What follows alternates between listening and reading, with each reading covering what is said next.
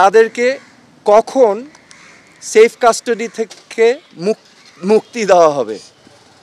এই প্রশ্নের জবাবে তিনি বলেছেন যে ঊর্ধ্বতন কর্তৃপক্ষ যখন ওনাকে নির্দেশনা দিবেন তখনই ওনাদেরকে ছেড়ে দেওয়া হবে।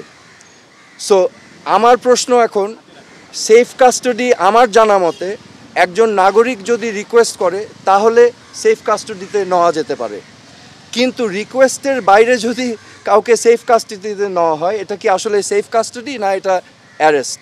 তো এটা হচ্ছে আমার প্রশ্ন। এখানে আমি আপনাদের সম্মুখে স্পষ্টভাবে বলতে চাই, এই ছাত্র আন্দোলন, কোটা সংস্কার আন্দোলন নিয়ে যে সকল ক্ষয়ক্ষতি হয়েছে, ক্ষয়ক্ষতি কিছুই না। ক্ষয়ক্ষতি কেন কিছু না? এই ক্ষয়ক্ষতি যেই সম্পদের ধ্বংস হয়েছে সেগুলো তো জনগণের ট্যাক্স দিয়েই করা হয়েছে। এগুলো জনগণের সম্পদ, এগুলো হয়তো ভবিষ্যতে আমরাই আবার গড়ে নিব। কিন্তু একটি প্রাণ যেটা আমরা হারিয়েছি, একটি প্রাণও কি আমরা ফেরত পাবো? এই প্রাণ কি ফিরে আসবে? আমাদের মনে রাখতে হবে মুখ্য জিনিসটা কি, প্রাণের মূল্য কিন্তু কোটি কোটি কোটি কোটি কোটি টাকার থেকেও অনেক বেশি, তা অমূল্য। তো আমার আজকে আপনাদের সামনে আমি স্পষ্টভাবে বলতে চাই আইন শৃঙ্খলা রক্ষাকারী বাহিনীদের, আমাদের সেনাবাহিনীদের, যে আমাদের ছাত্রছাত্রী ভাই বোনদের বুকে যেন আরেকটা গুলি না যায়। আপনারা বিরত থাকুন, এটা ঠিক না, দিস ইজ নট রাইট। এবং এটা আমাদের সবাইকে ক্ষত করেছে, আমাদের বিবেককে নাড়া দিয়েছে।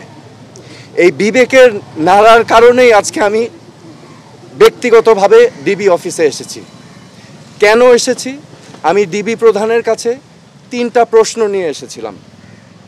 আমার প্রথম প্রশ্ন ছিল যে এই 6 জন সমন্বয়কারীকে গ্রেফতার করা হয়েছে নাকি সেফ কাস্টাডিতে নেওয়া হয়েছে।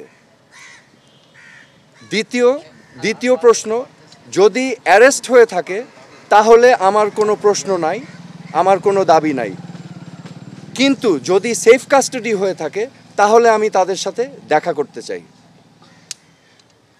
ডিবি প্রধান আমাকে পরবর্তীতে ঊর্ধ্বতন কর্মকর্তার কথা বলে উনি আমাকে জানিয়েছেন যে এই 6 সমন্বয়কারী যেহেতু তাদের নিরাপত্তা নিয়ে উদ্বিগ্ন ছিল, সেই কারণে তাদেরকে সেফ কাস্টাডিতে নেওয়া হয়েছে।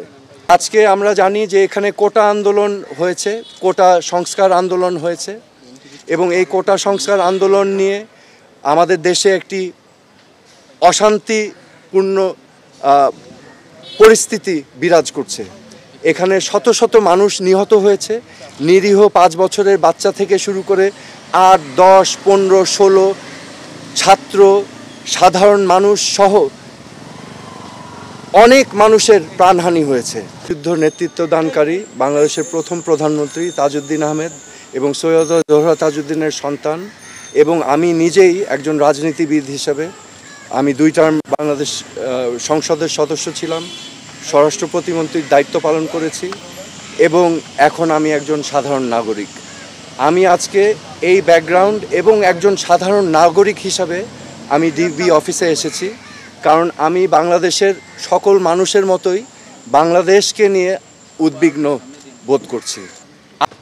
এই কথা শুনে আমি প্রশ্ন করেছিলাম যে আপনারা কিভাবে বুঝলেন যে তারা উদ্বিগ্ন তাদের নিরাপত্তা নিয়ে? তারা কি আপনাদেরকে জানিয়েছিল, রিকোয়েস্ট করেছিল? আমাকে তখন তিনি জানিয়েছেন না, ওনারা বুঝতে পেরেছেন মনিটরিং করে। সো যেহেতু তারা সেফ কাস্টাডিতে, আমি তখন রিকোয়েস্ট করলাম আমি তাদের সাথে দেখা করতে চাই। তো প্রতি উত্তরে আমাকে জানানো হয়েছে যে দেখা করতে চাইলে ঊর্ধ্বতন কর্তৃপক্ষের পারমিশন নিয়ে আমার দেখা করতে হবে তাদের সাথে। আমার তৃতীয় প্রশ্ন ছিল